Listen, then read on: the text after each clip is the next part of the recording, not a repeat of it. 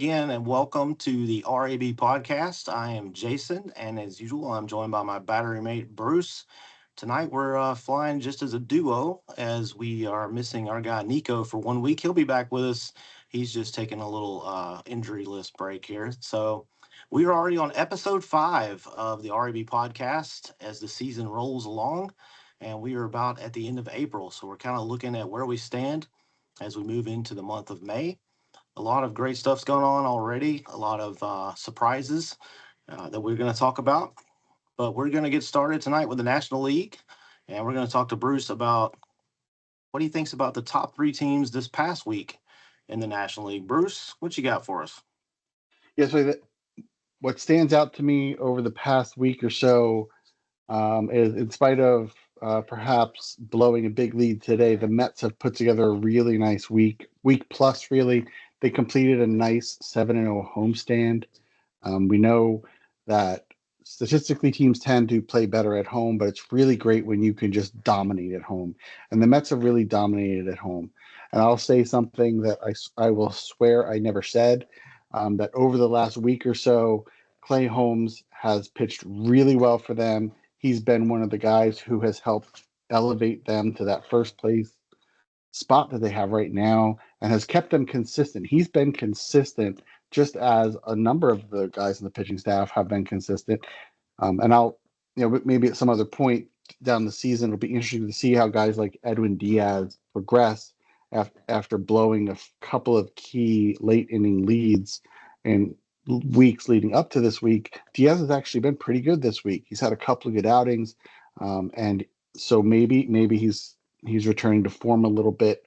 I was starting to wonder whether or not the Mets actually had a closer or not, but maybe Diaz is going to come back and be that guy. So they're still leading the National League East. Let's see. So what they lost today. So what does that leave them at? That leaves them at 19-9, 8-2 in their last 10, plus 36 run differential. Fantastic thing. Yeah, 12-1 at home, which is I'm going to scroll down and look at the Padres really quick because they were really hot at home, but not anymore. So it's by far the best home record in baseball right now at that 12-1, which is great for Mets. Maybe Mets fans actually have something to buy into this year. Yeah, I think so. I've watched a good bit of them this past week, and my biggest question is, can Alonso continue to hit the way he's hit? That's not what's on the back of his baseball card. But and we know that they play to their baseball cards, right? So we wonder. Yeah. But Soto should come up, to his. So even if Alonso starts to digress a little bit, then regress, then Soto will probably make up the difference. They're a good ball club. They're surprising me with the pitching, like you said, Clay Holmes. I'm very surprised. That was the thing that I thought would keep them down. Now, again, as we've said a billion times already, it's late April. And, just to throw this out there to make some of the Mets fans mad, they've only played 9 games against teams over 500, which is the least amount in the NL East. But they're 6-3 in those games. So they're 6-3 in those games. They dominated the Phillies again. Does that say more about the Mets or the Phillies? I don't know. The Phillies seem to have gotten really cold, but you can't argue with the success the Mets have been having. Alonso coming into today's OPS was 1.100. I mean, that's just incredible when for a stretch of time. I mean, if it's for a week, that's one thing. But we're talking about throughout the entire month of April. Well, it's been a month, right? Because we started March 27th. It's April 27th. So we've got a month of Pete Alonso to say, listen, he's hot. He started hot. And is it because Soto's in the lineup? Maybe. But like you said, Soto will start to build those numbers back up. Soto's going to be the same guy pretty much across the board, just like he's always been. But I'm not sure that that's going to take away from Pete Alonso in a year where he could stand to make a lot of money next year. He's got that opt-out after this season. I have to imagine there's no real love between him and the ownership right now. So it'll be really interesting to see how he handles it if he hits 45 home runs and hits, he's not going to stay hitting three whatever. Maybe he'll hit 290. That's still great for Pete. Yeah, absolutely. So the next gang that I was really impressed with over the past week and the past couple of weeks, and this is, if Nico were on, he would say, are you buying them yet? Or the Chicago Cubs. and I might be. They beat the they beat the color out of the hair of the LA Dodgers and Wrigley, so which makes you really wonder about that series in Japan. The Cubs weren't ready.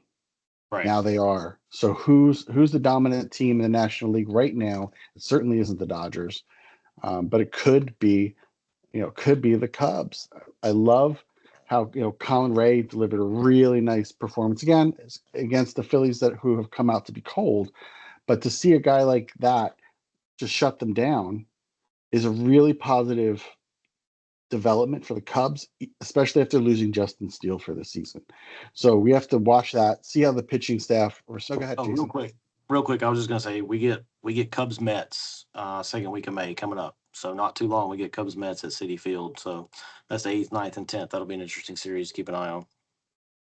Yeah, that could be a really great playoff preview right there. Especially, it would be great to see how a stadium with Soto, Pete Alonso, Pete Crow Armstrong, and Kyle Tucker all in at the same time. These guys are going to hopefully put on a show for the fans and really see the fans will really see really exciting baseball because the Cubs and the Mets are playing exciting baseball right now. So it'd be great in that May series to see what they where they get to. The next group the Atlanta Braves. Are they coming back? Are they starting to warm up? Or are the Braves going to be the Braves that we expect them to be? I have to mention, even though we're not going to talk a lot about this today, I have to mention for the 4 home run game. But so I'm not. If I say it wrong, gang, nobody jump all over me. I have heard it said Eugenio Suarez. One of my favorite parts of listening to people on the radio is listening to them say some of the names when they're not native speakers. So I'm clearly not a native speaker. But so he becomes one of 19 players in the history of the game to hit 4 home runs in one game, more rare than a perfect game. I don't. The gods are on your side on a night like that. They just they just are. Absolutely. Yeah. Especially when you can do it to beat a pretty good team, so which is great for the Braves to be able to make that kind of transition coming from that horrific start to a point to where they had a week where they had a winning record and they beat a good team along the way. Chris Sale, is he warming up too? The Braves We hope need so. him to be warm. They need him to be good, Yeah. especially with Spencer Strider out again for who knows how long, maybe 2 weeks, maybe 2 months. Those types of injuries that are so nebulous when it comes to how they heal. So, you can say it's a little strain and it's no big deal, or a strain could last forever. I remember when Aaron Judge is one of those players who gets those oblique strains a lot and he misses decent time with them. And I know that's not what Strider has, but any kind of a muscle strain can be something that hangs out there for the team. And the Braves need Strider in that rotation, especially the way he came out pitching. So huge disappointment, but the Braves rallied and had a really great week. So I'm really, really hopeful for Braves fans that they're going to start to become competitive enough that we can talk about them with the Mets and the Phillies in that division. Yeah, they're So 12-8 now since the 0-7 start. So mhm. that's if you don't have the 0-7 start, then you're playing pretty decent ball. But 0-7 is harder to dig out of. So It is it's 12 and hard. 15. Yeah. They're just about to creep past the Nationals, but the Nationals aren't playing bad baseball either Uh, right now. So that's going to be interesting to watch. The Phillies are falling, the National and the Braves are climbing. Who knows what the Marlins are doing? Um, I always struggle to believe in the Marlins, but that's good. That division just keeps getting more interesting. Yeah, I agree. The Marlins are surprising me actually to be 12-15 this deep into the season because a lot of people were talking about them with a White Sox type record.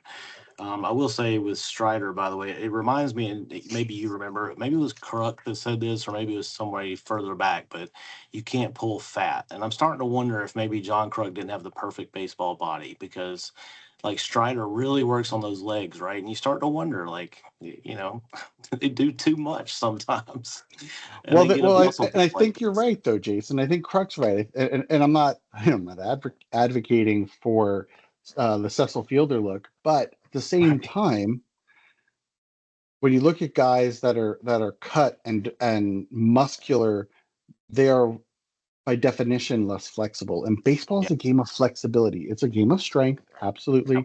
When I played, working the legs, working the core was super important for pitching off the mound. Because not only did you have to be strong, but it had to be durable, and that was so you had to have the strength to be durable. But flexibility is part of durability.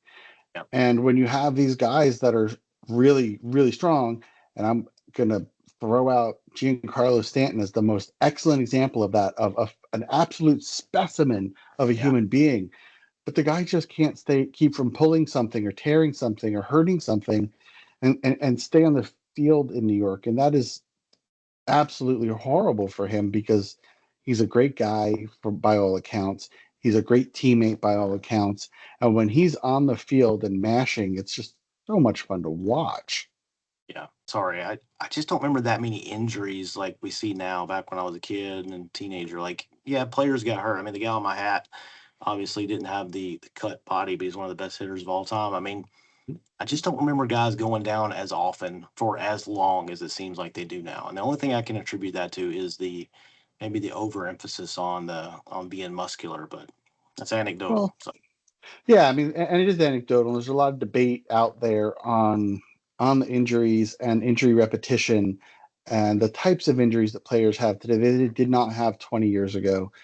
And a lot of it is attributed to the physique. We talked about that. It's attributed to overtraining.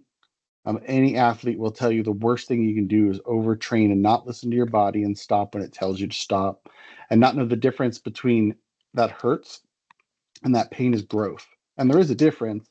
yeah, And athletes know their body, they know, but we are also conditioned as athletes to push through the pain sometimes. And when you're on the field, when you're Spencer Strider and you're out there in the sixth inning and you feel something and you're like, I can work through it. It's fine. You do. That's exactly what you do, unless somebody makes you not do it. And that's where we start to get those debates of why they pull them out, and all those conversations us fans have about why somebody did something. The Phillies, great example, pull Sanchez with forearm tightness. Was that a yeah, good move? Was that a bad move? Forearm tightness is bad. yeah, That is your precursor to Tommy John surgery most of the right, time. So that was something where they said, "Listen, you're out, you're done." Thompson and his crew made a call to pull him out of the game. He knew it as well, that it was not something you should push through. But guys quite often want to push through. They want to perform. They don't want to let their teammates down, sure, and that leads to injury. That leads to long-term injury sometimes.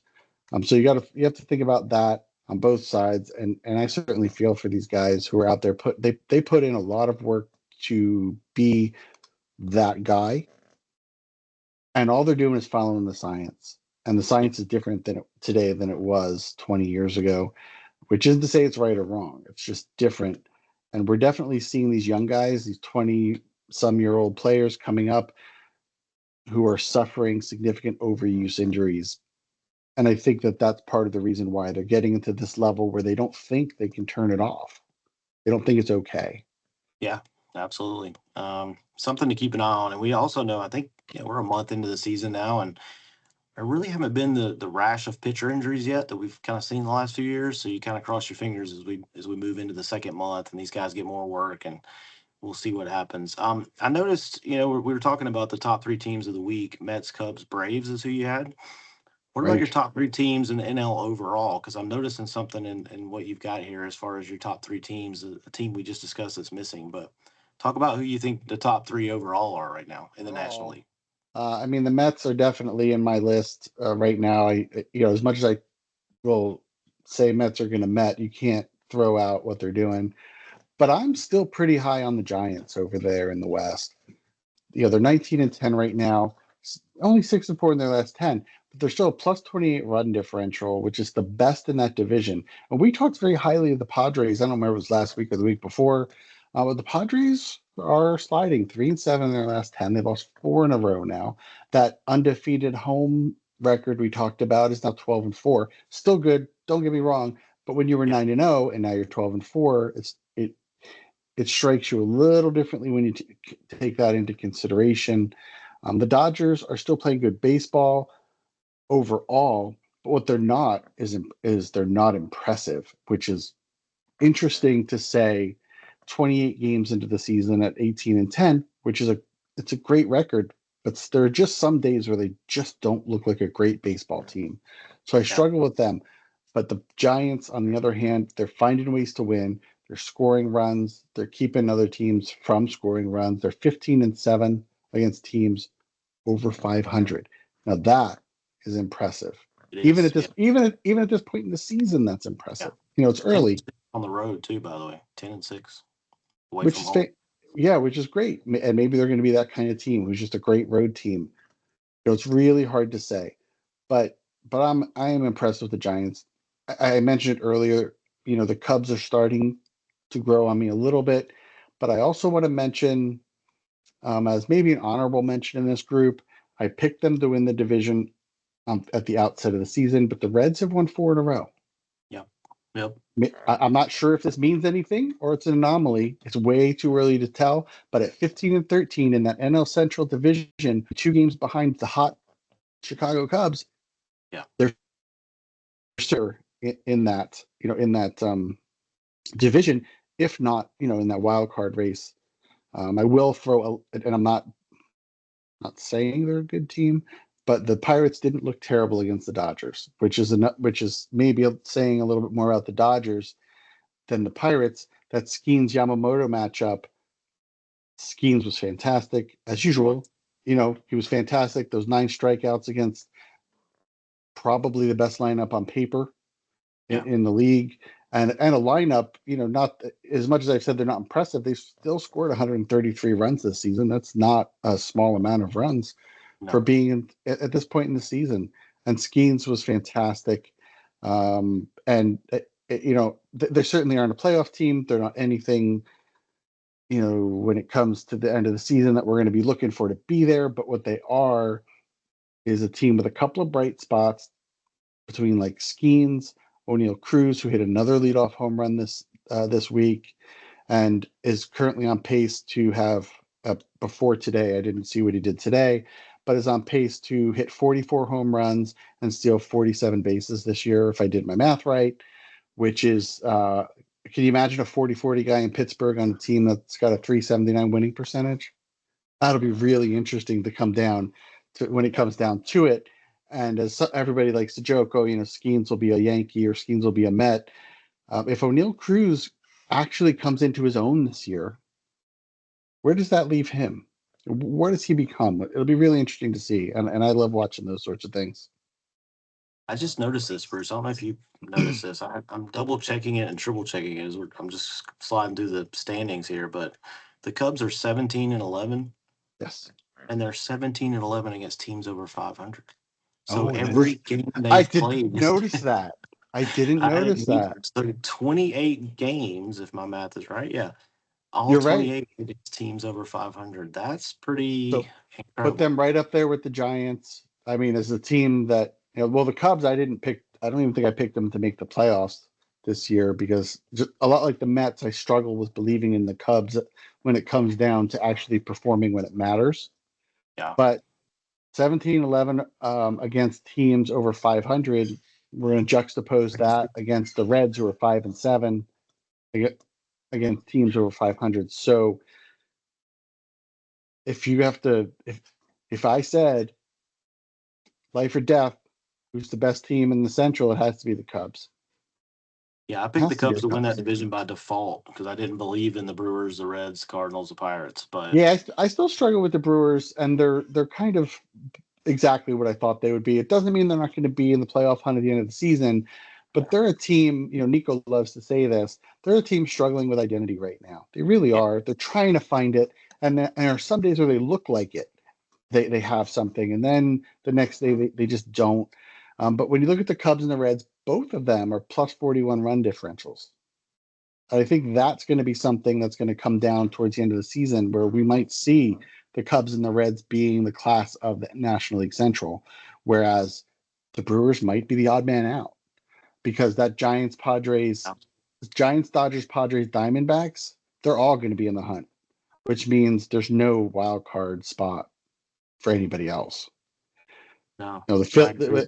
with the Phillies sliding, like I mentioned earlier, they still haven't gotten a handle on that bullpen. -2 run differential, 5-7 against teams over 500. I'm struggling to believe in them right now. I mean, I know the bats are there, but when are they going to show up? And that bullpen is just terrible. Yeah, I'm going to hang in there with the Phillies. I just think there's too much. Nola's got to figure it out, and they do have to do something with the bullpen, like you said. Good. But the plus 41, the Reds, usually there's not much difference between this. I know you look at this like I do, but the expected win loss versus the actual win loss, the Mm-hmm. Reds are actually 3 games different. Expected win loss for them is 18-10. So I mean, and they're 15-13. They did just play the Rockies, but still, those are the games you got to win. The Braves They are are about the to play games the you got to Rockies. win. You can't afford to drop. I guess you could drop one, but you really should sweep that series. So, yeah, the Reds they're interesting. I think that's a team to keep an eye on as we move forward. You actually had Austin Hayes as one of your offensive players this week too. I So, did. I yeah, did. And he is impressing as a guy that Baltimore liked but didn't love. yeah, They moved him to the Phillies towards the end of the season last year, where he couldn't stay healthy long enough for the Phillies to figure out whether or not he was the answer in left field, and they yeah, decided to move on from him and pick up Kepler, who, if you look at it statistically, that's the right move. Kepler is a little bit better than Hayes statistically over his career, but right yeah. now Austin Hayes looks like a real nice pickup for the Cincinnati Reds. I think what the Reds are struggling with a little bit is becoming Terry Francona's team. Mhm. Terry Francona is absolutely a Hall of Fame manager. He's a guy who knows how to create gold out of mud sometimes. Just I think he could do it here. I do. I still believe in Francona in that way. I do think that guys like Ellie De La Cruz have really got to mature in Cincinnati. That 766 OPS isn't looking really great right now for a guy who needs to be the guy in that lineup. And I'm not. He has, again, flashes, but right now the guy in the lineup is starting to look a little bit more like Gavin Lux, which I would have never said before. That 844 OPS, he's got a 423 on base percentage for Lux.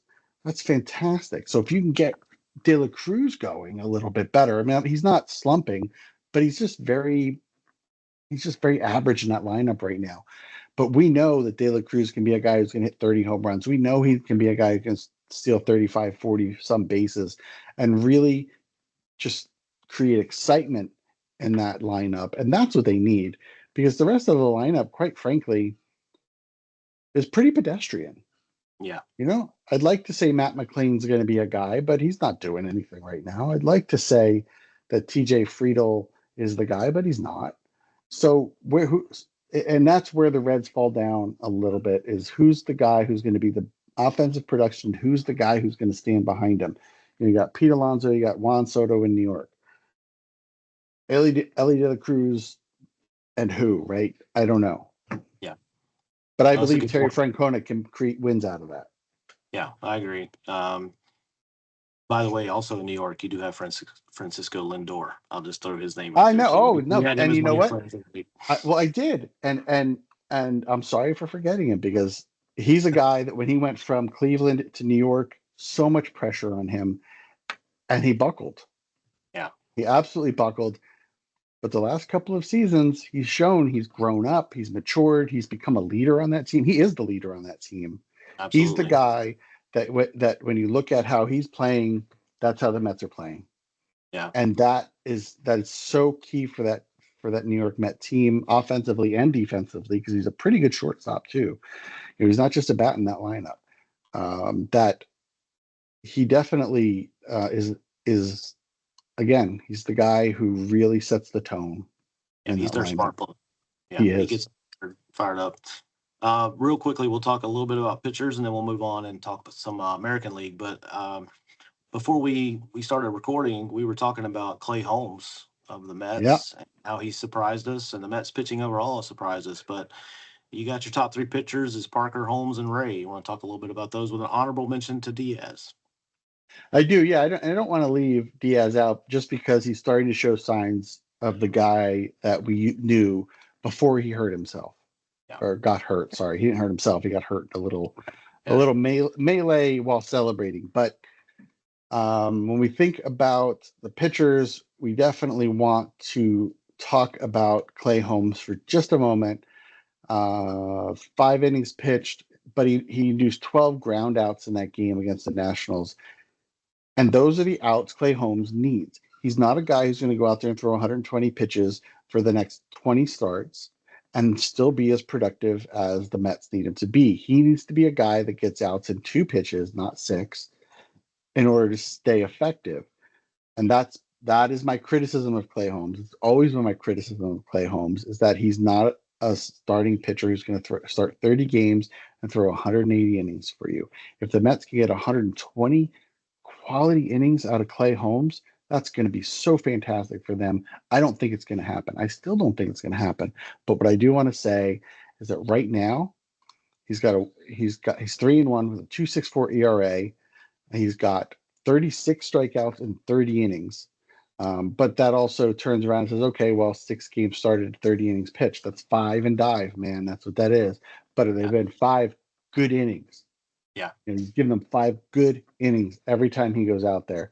He is actually, from a whip perspective, he's a little bit below what he was doing as a reliever, which is very impressive because relievers usually get the benefit of new guy. I got to, if I'm only in there for an inning or two, the lineup doesn't have time to adjust to me. Well, he's not getting that now, but he's still being very effective. So I don't want to leave him out and not give him his due. He's doing good things in New York. I just don't think we're going to be having the same conversation in August. I Yeah, I'm do. pulling for the guy. He's from right down the road from where I live, so I'm pulling for the guy just as a local boy in the major leagues. But I agree with you. I think what are we going to be talking about with him in July? Right? I don't know. Yeah. Probably a different And, and conversation. and that isn't to say he can't grow into that guy. I just don't think he's that guy today. Next year after, he might be a 140 inning guy who's giving you a really nice 3.5 ERA across the board.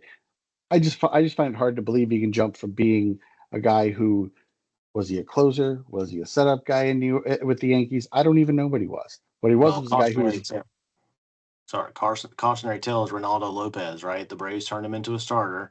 He pitched way more innings than he was accustomed to, and then doesn't even get a start the season. He's hurt, right. so you got to watch that. I mean, Holmes can't pitch 180 innings. He just can't. I mean, he's going to end up on the IL. So And if the Mets are smart, they won't even try. right, And that'll be, and the question then is going to become, when does Mania actually come back? When does Montas actually come back? And are they going to be effective when they do? If they come back and they are effective now, you take that rotation, which is still the best rotation in baseball on paper. I'm not on paper. I mean, statistically, yeah, you take that rotation, which is going to start to slip a little. It's just going to be natural. That's not a criticism at all. But you take that rotation and now you fortify it with 2 veteran arms. Montas, who's he going to be this year? Is he going to be the guy from 2 or 3 years ago? Or is he going to be the guy he was last year? And then at the beginning of his career, I love to believe in the guy and say he's going to come back and be that same effective pitcher. But maybe he's not. I do believe a little bit more in Mania coming back and being that same guy. He altered his arm angle and he altered his delivery last year, and that really worked for him with the Mets. And I think it's going to be the exact same thing when he comes back. And that's going to elongate that rotation in such a way that you can now say, Clay Holmes, take a day off. yeah, Miss a absolutely. start and rest. So you take your 5-man rotation and start plugging guys in to spots and giving guys a little bit of length in that break. Because Clay Holmes and he isn't a guy who is used to throwing every 5 days. He's not. So give him that, and I think that'll help the Mets rotation a lot, assuming everybody else, of course, stays healthy. Agreed. Yeah. So really good stuff on the National League. We'll go ahead and slide into the American League and kind of hit some high points here.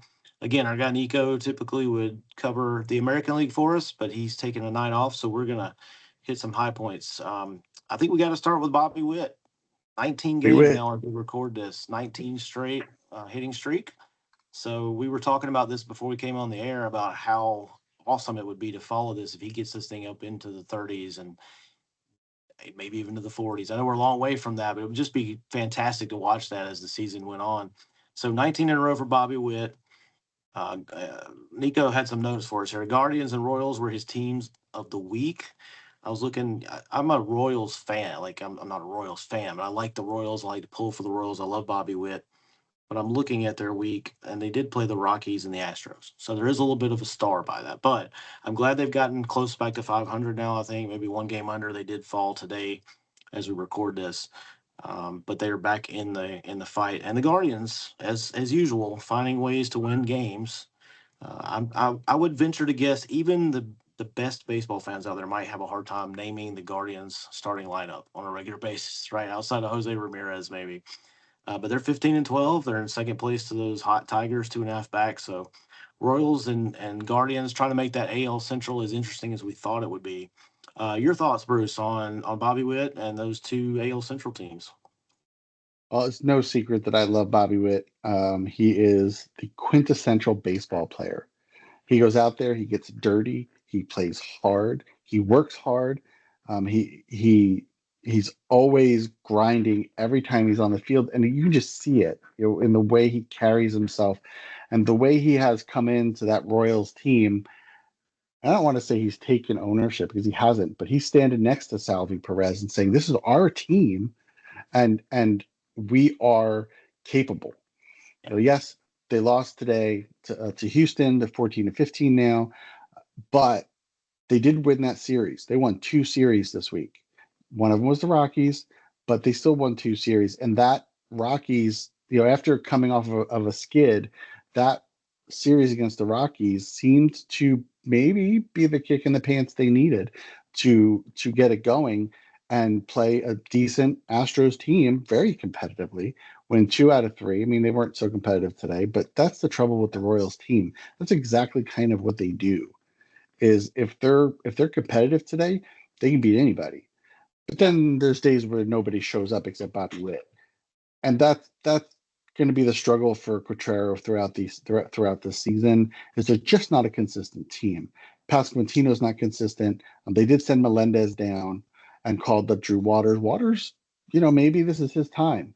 His last trip to the big leagues, he fizzled very, very quickly. We're hoping that he doesn't this season because he was red hot in AAA. I mean, he Yeah. was he was red hot in AAA. All that being said, the Tigers are plus 42 in that run differential, and nobody else in the division is plus anything. No team, including the Tigers, is above 500 against teams over 500. The one thing we'll say for the Tigers is they are almost unbeatable at home, 13-3. Now the Royals are 11-5 at home, They are. Yeah. but they're absolutely miserable on the road. Yep. So but that goes back to building the team for the ballpark, and that's what the Royals front office has done. Which means, yes, when they travel, it's a little different conversation. It's harder for them to become competitive. But in Kaufman, they're athletic and they play pretty well overall. 11-5 in Kaufman. So that Central Division is fun to watch, even if they're only fun to watch when they play each other, which is kind of the way it is right now. Well, look, if you're in the American League and you're near 500 right now, you're in decent shape, right? I don't know if you can say that in the National League because we talked about it with the NL West, but in the American League, if you're hovering around 500 right now, you're okay. And by the way, coming up, a series to look out for: Kansas City this week. They're about to go to that beautiful Major League ballpark in Tampa, Florida, and face the Rays, who are playing pretty good baseball. Five in a row, they just swept the Padres at Petco. So interesting matchup between two teams right at 500 and maybe flying under the radar a bit. But the Rays are plus 14 run differential. They are 5-4 away from home. They're actually better on the road right now than they are at home. So that's a good series to watch coming up I this think week. it'll be fun to watch two teams struggling to become or remain relevant. I don't think anybody has illusions about the Rays being a playoff team this year. I think we do see them for who they are, which is not a terrible team. Yeah. But I think once we roll into the end of September, we're not going to be talking about them during the playoff conversations. I still think the Royals are going to be there. Whether they'll get to the playoffs or not, I think is up for debate right now. But I don't think that's who the Rays are as a team right now. But like you said, in the American League right now, the only teams that I would say would be out completely of the conversation would be the Orioles and the White Sox. Yeah. But otherwise, The, everybody could do it. the dream is still alive for an A's Rays ALCS. It's still It alive. is. They're both 14-14 right now. So, Rob Manfred's worst nightmare. I'd love to see that actually. I Just to see Manfred's I ring. can't wait for that to happen.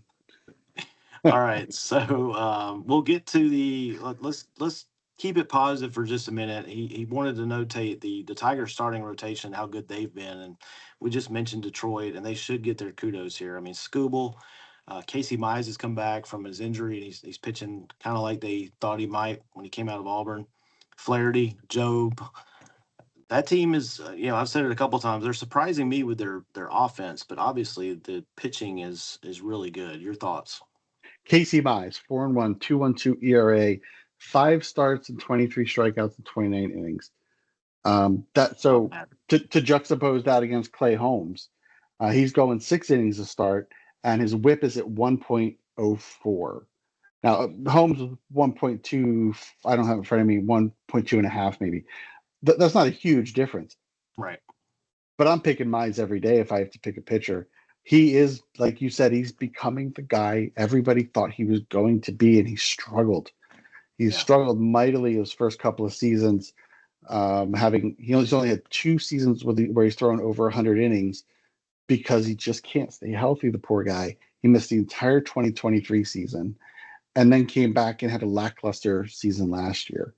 4.49 ERA isn't god awful, but I'm not throwing him out there in the playoffs if I don't have to at 4.49.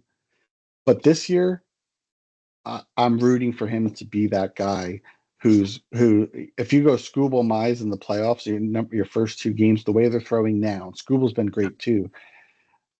Who can you throw out there and say, oh, we'll beat those two? Who? Nobody. They're as good as That's anybody be hitting the out there. baseball too. It's different for the Well, Tigers. yeah, Tigers plus 42 run differential. I think we mentioned that before. 129 runs scored. It's not the best in the American League. Was it fourth maybe? I think it's Yeah, fourth or fifth. Yeah. yes. The Mariners have scored more Mariners. runs. I didn't even know that Mariners until I are just said third it. in run score. 138 runs scored. I know we're not even talking about the West, but that just blew me away when I just scrolled past that. But Yeah. the Yankees obviously are going to score runs. The Red Sox we know have the offense to score runs, and then there's the Mariners and the Tigers. Yeah. I mean, who would have thought that the Mariners and Tigers would have been in that same conversation? Oh, excuse me. I'm going to start over again. I'll cut that out. Who would have thought that the Mariners and the Tigers would have been in the offensive conversation at being at the top of the league at any point in the season, except maybe like day one when they had a big day one of the season. But Yeah. And okay, I won't go into the Mariners too much right now, but they're a surprising team all around, the Mariners. I agree. But those Tigers, if this is who they are, then Yankees, watch out. Yeah. If I'm picking an American League champion right now, like in April, which doesn't mean a darn thing, I'm picking the Tigers. I'm putting them ahead of the Yankees slightly right now. I still Seattle. believe in the Rangers. I do. I still believe in the Yeah, I Rangers, do too. Yeah. but those Tigers, yeah, I can't bet against them.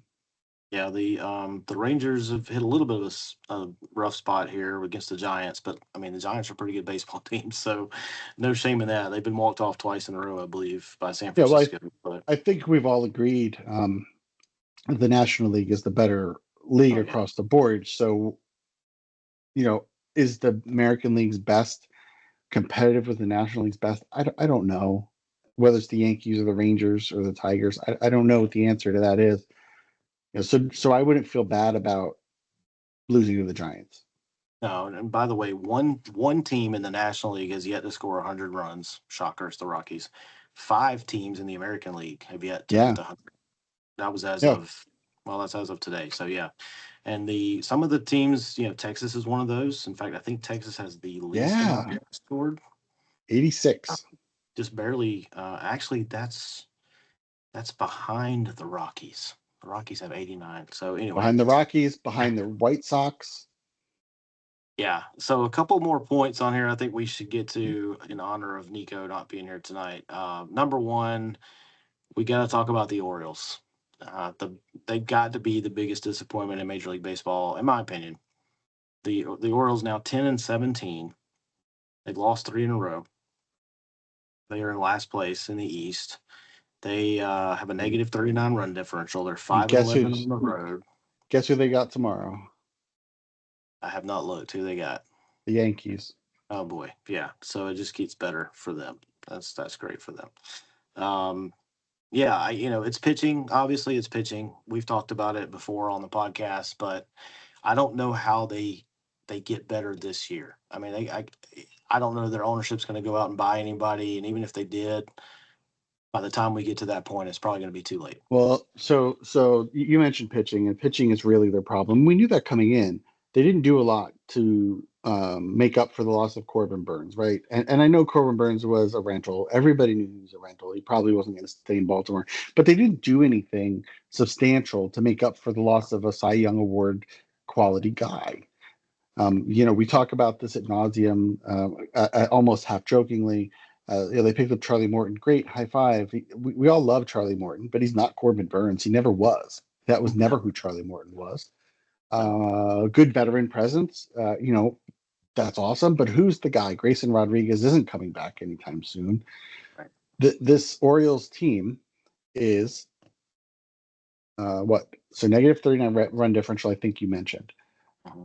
But what our listeners might be surprised to learn is that they have given up more runs than the White Sox, and only have been outrun. I guess I don't know what the right word there is, but the only teams that have given up more runs than the Orioles pitching staff are the Marlins and the Rockies. Ouch. Ouch, indeed. So what do? I don't know what they do. I don't see a light at the end of this tunnel. Sorry to our they're not fans. even scoring a lot of runs. Yeah, there's nothing positive for us. I mean, it's still fun to watch those young guys hit. I mean, if you want to look for a positive, and by the way, Bruce and I are going to be at Camden Yards on May 2nd? So anybody, It's May 3rd. Fans, maybe this is May a bad 3rd, time for us to be down on the Orioles. A few days. Yeah, Orioles fans, don't listen. We're not going to tell you where we're sitting. But yeah, we'll keep that to ourselves. But yeah, it's they've given up 147 runs. I think Morton's given up 140 of those, actually. But bless his heart. I love Charlie. Poor Charlie. Poor Charlie. I think we should get off the Orioles right now just because we're making that trip to. But hey, if there's any Orioles fans out there that forgive us, we'll be happy to buy you a beer and take a selfie. 10.36 ERA. Over 24 innings. 24 innings is over 5 starts, by the way. Yeah. So he's not even getting 5 out of a start. His whip is 2.219. For those who don't know, I keep saying whip. Whip is hits plus walks divided by innings pitched. So how many base runners are you letting on base? A good pitcher, an average pitcher maybe, and I'm not reading this, so if I'm off a little bit, I don't want to hear about it on Twitter. But the average pitcher is going to be 1.25, 1.3, maybe 1.4. You can still get away with and be okay and not be something terrible. Your studs out there, your Cy Young Award candidates are going to be 1.1. Yeah. If you're Paul Skeens, it's below 1. If you're Yoshinobu Yamamoto, it's below 1. But those guys are elite. If you're a great Cy Young Award winner, it's around 1.1, maybe a little bit less. Poor Charlie's doubling that, and that's terrible for him. It's terrible. I'm just terrible for the team, but he just can't seem to find his way. And this is for a guy whose career ERA is 4.09, so he's never been, that guy. But at the same time, he's always been a guy who comes up clutch. Yeah, Braves fans will tell us that. right? Yeah, he was an innings eater, and he could Hmm. get you back then. He could get you 5 or 6, maybe give up 2, 3 runs, and then it's up to the offense, right? He was also a postseason hero a couple times. That's where he kind of built his reputation. So yeah, he was always kind of that guy that would get some innings for you, but he's never been the 2.0 ERA. By the way, Skeens' whip is .80. Just throwing that out there in 37 Well, innings. I was wrong. I said point nine. Yeah. So even better, even better. All right. So a couple of maybe one more item we'll cover here on the American League, and then so let's talk about Anthony Volpe, because I know a lot of Yankees fans have been chattering about Volpe. Can the Yankees stick with Volpe and make a run? He is now at 202 batting average with 31 strikeouts. Bruce, what are your thoughts on Volpe at this point? What I like to say about Anthony Volpe, so we don't talk a lot about our individual fandom here. So it does come through to a certain degree on some levels. I grew up watching the Yankees. I grew up watching Bucky Dent. I grew up during those years where the Yankees didn't have a shortstop. And then Derek Jeter appeared, and we were like, "Oh, great!" Those wonderful, blessed years to be Yankee fans. That with Anthony Volpe's not that guy. Yeah. He's just not. I'm not. I don't want to tell you I don't like him. I like him. He's a likable kid. He goes out there. He plays hard, and you never see him not hustling, or at least I haven't seen him not hustling. But at the end of the day, he's got 1,272 career major league at bats. That's a lot. I mean, it's not a lot, but it's more than a few. The guy's career batting average is 226, and I get it. You're young, and you're thrown into New York, and and it's tough because in 2023 he came up as the everyday shortstop. They just threw him in there and said, "You're our guy," and he Yeah. put up an extraordinarily unimpressive 666 OPS. But he did hit 21 home runs. So how do you hit 21 home runs and have a 666 OPS? I'll tell you how. You never get on base. That's how, and that's who Anthony Volpe is. And I hate to say it, but this year he's actually has been his best season.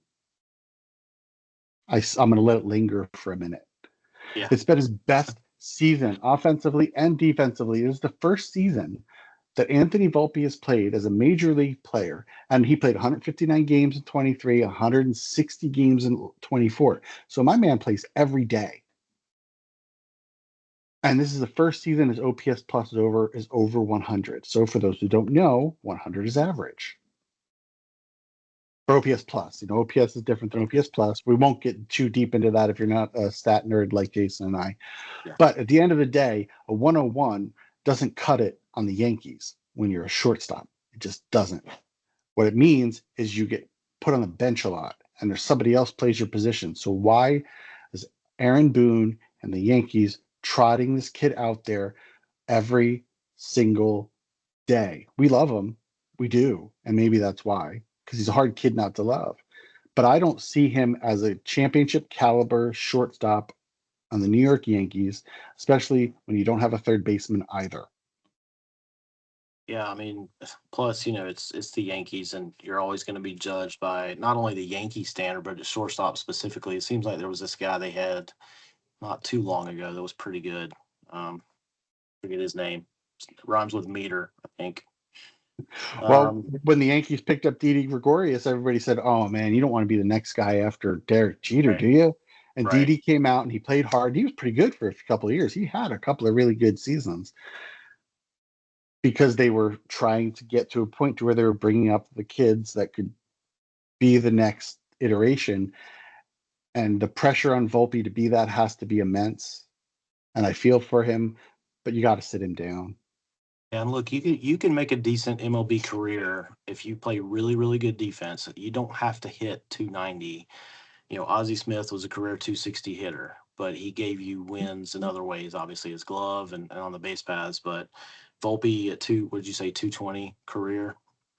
Yeah. That's his career. Now, well, we could talk about this for just a really quick second. Yeah, It's only the end of April, right? But sure. Anthony Volpe's only made one error. He's turned 13 double plays, 990 fielding percentage. The kid is playing good defense, and his Yeah. career 972 fielding percentage, 970, won a Gold Glove his rookie year. He's a good shortstop. Yeah. Please, I don't want That anyone to matters. misunderstand me. It does matter. And it absolutely matters. You're talking about guy who plays 13, 14 a season at that position. And he's made a total in his career of 34 errors, right? So I know that's a number I drop out of there that is virtually meaningless to most people because how many errors does an average shortstop make? But I'm going to do what Yankees fans will absolutely hate me for is I'm going to tell you how many errors Derek Jeter made his first 2 seasons. Boy. Does anybody want to know? Because we all know that, or maybe we don't know this. So if you've ever heard Buck Showalter talk, we all know who Buck Showalter is, right? Yes. He's the guy who took multiple teams to the postseason after they hadn't been to the postseason in many years. The Yankees were almost one of those if they didn't make that change. Showalter built that '90s team along with Gene Michael, and then got kicked to the curb in deference to hiring Joe Torre. Love Joe Torre. I'm not talking bad about him, but Buck was the guy, right? So when we look at the impact of Derek Jeter on the Yankees, I think back to Buck Showalter's story about Derek. He played with Derek Jeter in the minors. And he knew, so, Buck Showalter knew, or he didn't play him, he saw him in the minors. Sorry, the ages are way off there if I said that wrong. He saw him in his first year in the minors, where Derek set the record for errors at a shortstop in the minor leagues. Yeah. He wasn't a great shortstop, right? So first 2 full seasons for Derek Jeter, he made 40 errors. His first 2 full seasons. So that's what, 100, that's about the same amount of innings that Volpe's played, 157, 159. So he made 8 more errors in the same amount of games.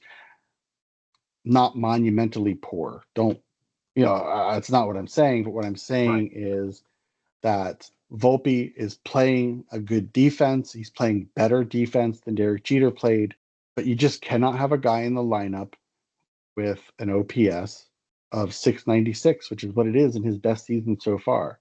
Major league average player is going to be 740, 750, 730. That's your average guy to trot out there every day for OPS. So, and that's taking your on base percentage and your slugging. So if you have a lot of home runs like Kyle Schwarber, if you have a lot of walks like Kyle Schwarber, that gets elevated. If you walk a lot and you don't hit a lot of home runs, you're still okay. Volpe does none of those things offensively.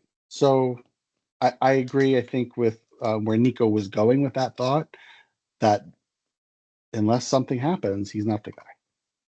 So we'll end it on this. Do you think the Yankees make a move there this season, whether it's trade deadline, or do you think they make a move? I think that the Yankees don't think they have a problem. That is what I think. I think a lot of Yankees fans just stop listening. They just cut us off. Well, what I think the Yankees think is that they can piece it together, and they're going to lean on Aaron Judge, which they do. And Aaron Judge is, the only person I will say might be a better player than Aaron Judge in baseball is Bobby Witt Jr. And then Shohei Ohtani comes after that. And don't care what all you Dodgers and Ohtani fans say about that. It's the truth. And I don't want to hear about Ohtani pitching. But the reality is the infield is kind of a mess in New York. I love Jazz Chisholm's energy. He's inconsistent. Paul Goldschmidt, boy, I'll tell you, what a start he's having, huh? I mean, who would have said he'd be second in the league in batting average, and being productive? You might have expected him to hit 25 home runs, and you'd call that a pretty good comeback year for a guy like Goldschmidt. But his OPS is 877, and he's not hitting home runs. But he's putting the ball in play. He's getting on base. He's still slugging at 465. You can't complain about that at all. Absolutely not. Again, can he keep that? Can he keep it going? Can he keep it up? That's the question. Yeah. Can he keep it up? And then who else is there in the lineup besides Aaron Judge? Because Bellinger is not that guy right now. At what point does we're going to drag this on too long. At what point does Aaron Judge become, late career Barry Bonds, where people just start walking him? Just, you can't face this guy. I don't even know why anybody pitches to him now. Yeah, that's a good point. Juan Soto's not in the lineup. Goldschmidt, I said that he's getting on base, he's putting the ball in play, but he's only got one home run. So are you scared of Paul Goldschmidt right now? Not Absolutely compared to not. Judge. No. No, absolutely not. And who else is in that lineup that you care about? I mean, really. I mean, I'm putting them on. I'm just trying to be authentic about it. As much as I love the Yankees and I want to see them win another World Series, Yeah. I can't see it. They're scoring runs, they're winning games, and the pitching hasn't been as awful as it could have been. But take Judge out of the lineup. Stop pitching to him. Yeah. I think we'll start to see more and more of that. All right, we'll wrap it up. I do have to make sure we get our Trevor Plouffe mention in before we drop it. So the Twins for Trevor went 5-1 last week after getting swept by the Bravos. They took 2 or 3 from the White Sox and swept the Angels. So not exactly high level of competition. They're about to face Cleveland and Boston back to back. So, but hey, let's give Trevor Plouffe's Twins a little shout out for a 5-1 week, and that's how we're going to work him into our podcast once again. Do you know Trevor Plouffe was a Philly? I did, yes. He I did did for know that. 7 games. 7 games. He has mentioned that. I remember him talking about Has that he? on the show. Yeah, yeah. He's good. So we love those guys. They've never heard of us and probably never will, but we love those guys. I think I think I agree with Nico. We have to make it our mission to at least have Trevor know who we are. That would be great. That would be great. Yes. I just don't know. Short of showing up at wherever their recording studio is with a sign of some sort, I don't know, but it'd be great. So another good conversation, Bruce. We covered National and American League. We missed Nico. Hopefully he'll be back with us next weekend. As we record this again, we do look forward to going to Camden Yards. So if you listen to this episode this week and you're an Orioles fan or a Royals fan making the trip, it's really hard to do Royals and say that like 5 times fast. But we'll be happy to do a selfie or buy you a beer or just give you a high five. And if the Orioles fans aren't too mad at us after this episode, we're happy to go to Camden and check that out. Your first trip there as well, correct? It'll be my first trip to Camden. Yeah. I'm really excited. My wife and I are ballpark chasing, so this will knock another one off. And this is one that was at the top of my list. So really looking forward to it. Bruce, good stuff as usual. And Yeah. we'll have this new episode out for you guys and looking forward to getting feedback. We are having a blast doing the podcast. If you'll tell your family and friends and all your baseball relatives to give us a listen, we're going to keep growing this thing. So thank you to all our followers and all our listeners. And we will see you at the ballpark.